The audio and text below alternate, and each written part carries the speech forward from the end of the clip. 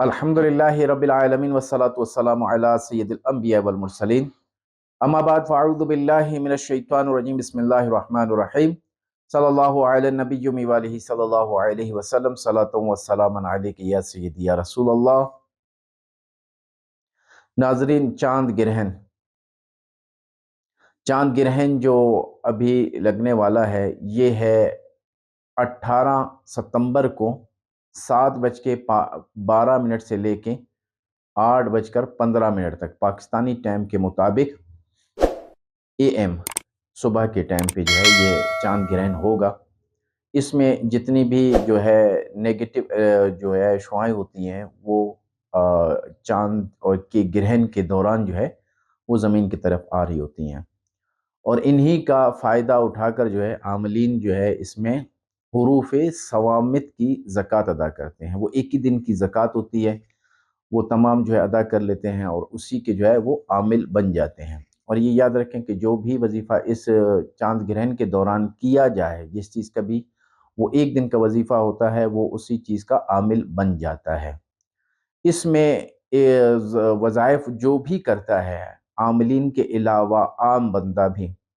اگر کوئی بندہ آپ کو تنگ کر رہا ہو تو اس سے جان چھڑانے کے لیے بھی اس میں جو ہے وظیفہ کیا جاتا ہے کہ اس سے جو ہے جان چھوٹ جائے۔ اسی طرح جو ہے جس کے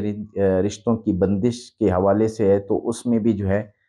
اس میں وظیفہ کیا جائے تو انشاءاللہ اس کی بندش بھی ختم ہو جائے گی۔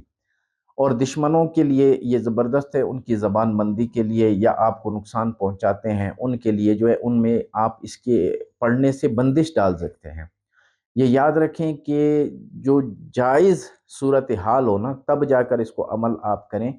بصورت دیگر ناجائز کام کے لیے کبھی بھی جو بھی ہم نے اپنے چینل پہ وظائف دیے ہیں اس کو آپ نے استعمال نہیں کرنا۔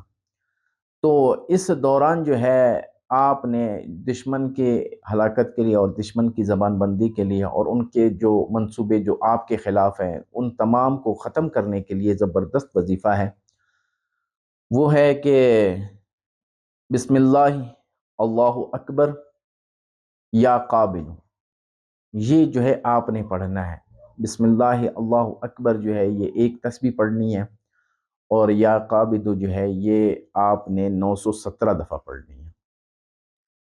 یہ پڑھ لینی ہے تو انشاءاللہ عز و جل آپ کا جو دشمن ہے جو اس کے منصوبے دھرے کے دھرے رہ جائیں گے اور رب تعالیٰ آپ کو فتح اور کامیابی عطا فرمائے گا۔ اسی طرح جو بعض غیر عاملین ہیں وہ بھی اسی میں بیٹھ کے جو وظیفہ کرنا چاہتے ہیں وہ ان حروف کا، ان اسماء کا وظیفہ کرے جو رب تعالیٰ کے صفاتی نام ہیں، ان میں سے ان کا جو ہے وہ وظیفہ کرے جن پر نقطہ نہ ہو، جیسے الودود،